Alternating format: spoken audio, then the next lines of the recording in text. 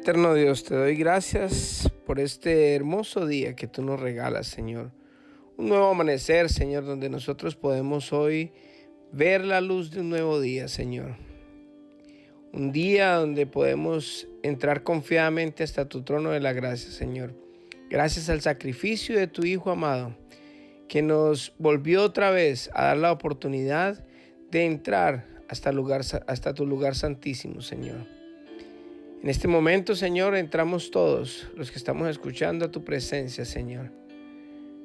Pero para escucharte hablar, Señor, para que tú nos hables a cada uno de nosotros en esta mañana, Señor, y para entender los misterios y los secretos que tú tienes en tu palabra, Señor. Te doy gracias, Dios Todopoderoso, y te entregamos este tiempo. En el nombre de Jesús, amén y amén. Muy buenos días a todos, estamos saludándoles desde Mi Tiempo con Dios, devocional que hacemos desde su comunidad cristiana La Roca de Betel. Venimos leyendo los evangelios y hoy estamos vamos a leer el capítulo 8 del libro de Lucas, pero lo hemos partido en dos porque es extenso y queremos tomarlo despacio, sin afán, para poder analizar bien la palabra del Señor y poder entender lo que verdaderamente el Señor nos quiere decir. Y lo hemos partido leyendo hoy el capítulo 8 del Evangelio de Lucas, del 1 al 25. Las mujeres que seguían a Jesús. Poco después, Jesús comenzó un recorrido por las ciudades y aldeas cercanas, predicando y anunciando la buena noticia acerca del reino de Dios. Llevó consigo a sus 12 discípulos, junto con algunas mujeres que habían sido sanadas de espíritus malignos y enfermedades. Entre ellas estaban María Magdalena, de quien él había expulsado 7 demonios; Juana, la esposa de Chuza, administrador de Herodes; Susana y muchas otras que contribuían con sus propios recursos al sostén de Jesús y sus discípulos. Parábola del sembrador. Cierto día, Jesús contó una historia en forma de parábola a una gran multitud, proveniente de varias ciudades, que se había reunido para escucharlo. Un agricultor salió a sembrar. A medida que esparcía las semillas por el campo, algunas cayeron sobre el camino, donde las pisotearon y los pájaros se las comieron. Otras cayeron entre las rocas. Comenzaron a crecer, pero la planta pronto se marchitó y murió por falta de humedad. Otras semillas cayeron entre espinos, las cuales crecieron junto con ellas y se ahogaron los brotes. Pero otras semillas cayeron en tierra fértil. Estas semillas crecieron y produjeron una cosecha que fue 100 veces más numerosa de lo que se había sembrado. Después de haber dicho esto, exclamó: el que tenga oídos para oír, que escuche y entienda. Sus discípulos le preguntaron qué significaba esta parábola. Él respondió: a ustedes se les permite entender los secretos del reino de Dios, pero utilizó parábolas para enseñarles a los demás y para que se cumplan las escrituras. Cuando miren, no verán realmente; cuando oigan, no entenderán.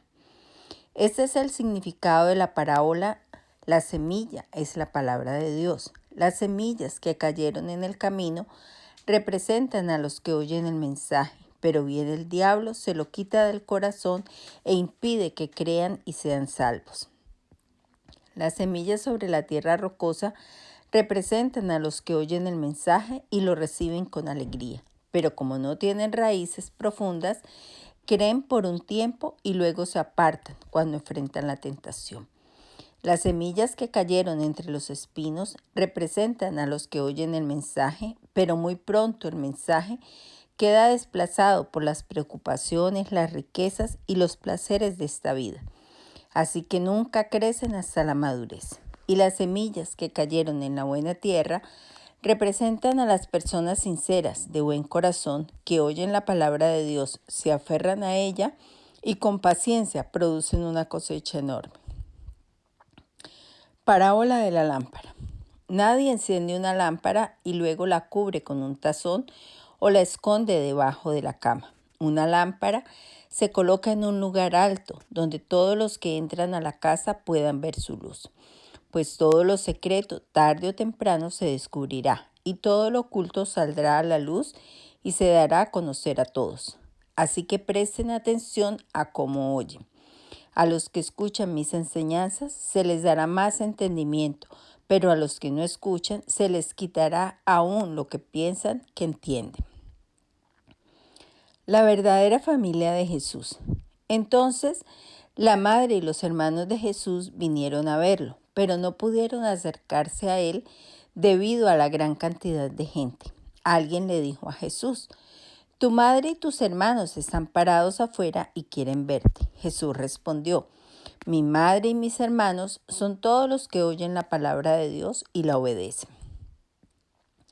Jesús calma la tormenta. Cierto día, Jesús les dijo a sus discípulos: crucemos al otro lado del lago. Así que subieron a una barca y salieron. Mientras navegaban, Jesús se recostó para dormir una siesta. Pronto se desató una tormenta feroz sobre el lago. La barca se llenaba de agua y estaban realmente en peligro. Los discípulos fueron a despertarlo. Maestro, maestro, nos vamos a ahogar, gritaron. Cuando Jesús se despertó, reprendió al viento y las tempestuosas olas. De repente la tormenta se detuvo y todo quedó en calma. Entonces les preguntó: ¿dónde está su fe? Los discípulos quedaron aterrados y asombrados. ¿Quién es este hombre?, se preguntaban unos a otros. Cuando da una orden, hasta el viento y las olas lo obedecen. Bueno, este es el final de la primera parte del capítulo 8 y vemos que empieza el encabezado con las mujeres que seguían a Jesús. Dice que el Señor comenzó un recorrido por las ciudades y aldeas cercanas, predicando, anunciando la buena noticia de acerca del reino de Dios, y llevaba consigo a sus 12 discípulos. Mire que el Señor estaba yendo por todas partes como misionero, porque Él vino de misionero también desde el cielo, porque Él vino a traer las buenas noticias. La buena noticia era de que el reino de Dios se había acercado, y lo que hablaba también Juan el Bautista, dando un evangelio de arrepentimiento. Arrepiéntanse porque el reino de los cielos está cerca. Y él empieza a hablar, Jesucristo, de que arrepiéntanse porque el reino de los cielos ha llegado a ustedes. ¿Cómo ha llegado al reino de los cielos? Pues el mismo Dios vino en forma de hombre en la vida de Jesucristo y vino a traer la buena noticia. Éramos enemigos de Dios a través del pecado de Adán. Adán fue expulsado de la presencia de Dios, y ahí fue donde empezó la muerte, porque la muerte no era una muerte física, porque decía el Señor: el alma que pecare tendría que morir. Y en ese momento ellos pecaron en el huerto del Edén, Adán y Eva, y ellos murieron. Pero ¿qué era esa muerte? Era la presencia de Dios. No podían estar al frente del Señor, porque el Señor es demasiado santo para estar al frente o que haya pecado en nosotros. Por eso tuvo que venir Jesucristo a morir por nosotros para devolvernos la amistad. Él puso el puente para que nosotros pudiéramos otra vez entrar al lugar santísimo. Y esas eran las buenas nuevas de que el reino de los cielos había llegado. Ya podemos tener acceso al reino de los cielos. Pero dice que llevaba consigo a sus 12 discípulos, y con ellos también unas mujeres que habían sido sanadas de espíritus malignos y enfermedades. Y empieza a enumerar las mujeres que estaban con ellos. Pero lo más importante es que lo que se nombra de estas mujeres es que ellas contribuían, que ellas servían con sus propios recursos al sostén de Jesús y de sus discípulos. O sea, que mire lo maravilloso que es de que el nombre de estas mujeres quedaron plasmadas ahí. ¿Por qué? Porque hicieron cosas grandes, porque de pronto no fueron pecadoras o fueron santas o nunca pecaron. No, eran pecadoras, fueron pecadoras, pero fueron salvadas por el Señor, fueron sanadas, y aparte de eso se nombra porque ellas le servían a Dios como con sus bienes, también sosteniendo el ministerio. Qué buena oportunidad que es cuando una persona empieza a ofrendar en la iglesia. Mire, si usted no ofrenda en la iglesia, si usted no diezma, está demostrando que usted no tiene fe en el Señor. Cuando usted es agradecido, cuando usted es una persona que verdaderamente cree en Dios, es agradecido con Dios, usted da de lo que Dios ya le ha dado a usted.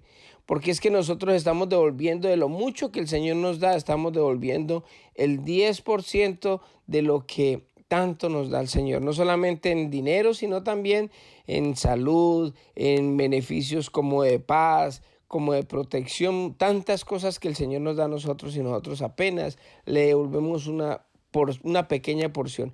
¿Por qué esa porción y por qué dinero? Porque es lo que más se pega a la gente. Las personas hoy en día es más fácil que uno le quite cualquier otra cosa a una persona, pero no dinero. O sea, le puede uno quitar hasta la mujer a un hombre, pero no le quite el dinero porque ahí sí, eso es peor, porque el dinero se ha convertido en un dios para este mundo y por eso es que el Señor pide que nosotros contribuyamos a la iglesia y estas mujeres lo hicieron y lo que está plasmado aquí es que el Señor las tiene en grande y mire que quedaron por toda la eternidad plasmadas en su palabra como un ejemplo claro y bonito de servir al Señor. La parábola, después sigue la parábola del sembrador y ya la habíamos leído en Mateo 8, pero volvemos otra vez y vemos cómo el Señor empieza a hablarles a aquellos que no conocen del Señor y empieza a hablar de la semilla. Y la semilla cae en 4 terrenos y esos terrenos son precisamente 4 tipos de personas. ¿Qué tipo de persona eres tú? La persona en la que la que cayó la palabra en el camino, nunca aterrizó, y llegó el diablo y se la llevó. O la persona que le cayó la semilla en tu corazón ese de pronto pedregoso, llegó la semilla, te emocionaste, pero a la primera tentación no pudiste resistir porque no habían raíces. O la tercera persona que de pronto entró entre espinos y que cuando ya estaba el afán del mundo y de todas las cosas en que nos metemos, que gracias al Señor hoy estamos viviendo lo del coronavirus y ya los afanes de todo el mundo como que se acabaron, todas las preocupaciones del afán por conseguir y ahora estamos es por el afán de preservar la vida. Entonces ese afán se llevó la semilla del Señor, que es la palabra de Dios. O eres del que tiene un corazón amable, un corazón donde receptivo, una buena tierra donde esa palabra del Señor llegó al corazón, echó raíces y estamos para adelante con el Señor, cumpliendo sus mandamientos y estamos firmes con Dios. Son 4 terrenos, son 4 tipos de personas. ¿Cuál eres tú? Sería bueno que cada uno de nosotros reflexionara acerca de eso, porque lo que dice es que las semillas que cayeron en buena tierra son las personas sinceras y de buen corazón. O sea que la semilla básicamente, la palabra de Dios llega al corazón y son 4 corazones diferentes, pero el corazón bueno, el que oye la palabra de Dios y se aferra a ella y con paciencia produce cosecha, va a dar mucho fruto. ¿Por qué? Porque esa palabra no se queda simplemente ahí y es por tenerla, no. Esa va a dar mucho fruto. Después sigue hablando el Señor acerca de la palabra de la lámpara. O sea, está hablando de una persona que tiene un corazón bueno y después empieza a hablar de que una lámpara se coloca y nunca se cubre ni se pone debajo de una cama, sino que se pone en lo alto.